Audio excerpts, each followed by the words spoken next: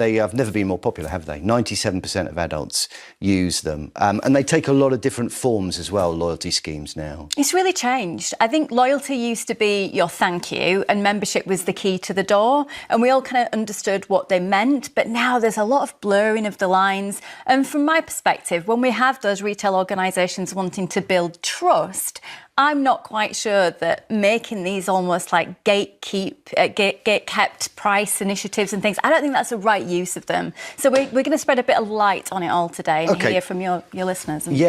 Let's just boil down how they work, because they can work in different ways now, can't they? Completely, yes. And I think what we've got to do is make sure it works for you. That's the key takeout of this. Make sure you're getting your value from it, because it can really lead you towards purchases that maybe otherwise you weren't making or not. So let's have a look at some of the retail brands out there. You've got your Boots loyalty card, for instance. So that is one where you're paid back for the loyalty and points and you get little treats along the way. Then you've got the supermarket ones where I think we've seen the biggest change. Things like Nectar at Sainsbury's or the Tesco one, where again, you're exchanging that data, knows a lot about you, and that's your currency, and they're rewarding you again with points, but also savings on items. And then the traditional one, the one I really like, which is you maybe have a favourite coffee shop, you go, you get your stamps, and every 6 or 8 you get a free coffee. OK, so that's the trade-off. You are getting something out of it, or you should be, and they are getting your data, which they need to kind of establish the sorts of things you might want, and then make sure you keep getting those messages about those. Can you get to a point where you have too many of these schemes going on? I think so. We're doing a lot of research with customers, people like us, and I would describe it almost as a digital distress. I think people are getting absolutely overwhelmed and bombarded, and I think particularly the Black Friday period just gone that, I think that was paramount to seeing it. I was getting sometimes, and I have a separate email account for all of this. OK. So it does not interrupt my day-to-day, because I don't know how you would cope with it if it did. Right. I mean, can you make genuine savings? Because we've kind of looked at the way the guys are using them, but how would you approach loyalty cards to make sure you're getting the most out of them? Well, I just heard my green ticks there from Claire, because she said it's products I'm buying anyway, it's on my shopping list, right? So that makes sense to me. Top of the class. Well done. Well done. But if it's swaying you to things you wouldn't normally buy, if it's making you change your behaviour and you feel you're buying more to hit a point, to hit a marker, you've got to rewind from that, because it's the retailer training you to what they want. Yeah. I think it's got to work for you, and I always start with your shopping list. What do you need and what have you the budget to buy? Right. What about the data harvesting? So they clearly have a lot of data and a lot of information on us as consumers. How safe is that data? And that's the question you should be asking. Of course, there are rules and regulations, and they're evolving all of the time.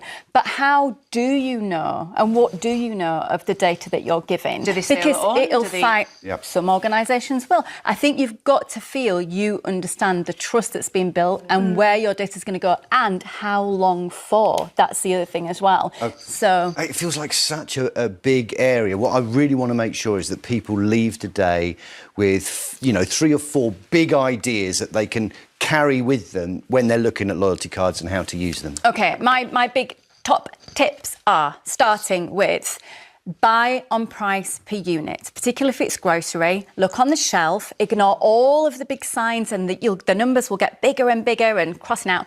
Don't look at that. Look on how much am I paying per gram or millilitre, and that will give you an instant way to have a look across the whole online shelf or the real life shelf to see what you're paying. That's going to be your barometer to payment. Then you need to think about, OK, if I'm going to do this, how do I make it work for me? Your shopping list, only the brand you want to buy, or maybe a trial of a brand you're interested in.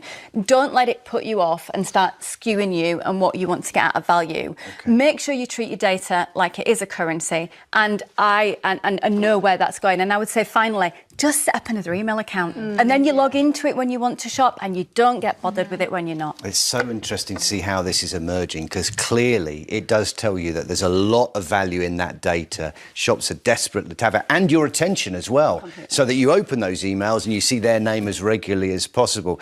Absolutely fascinating. When you see 2 prices like that there, Kate, then presumably there's 2 ways to look at it. Either I'm paying too much if I'm paying the right-hand one, or I'm paying less when I have the yellow one. So you have to approach that with a bit of wisdom as well. Wasn't that the thing, though, about the buy ones, get ones free? Because people weren't checking the price per unit, and that was the issue. Completely. The psychology of it is we see yellow, we're attracted to it, we see a price, we're attracted to it, we get swayed.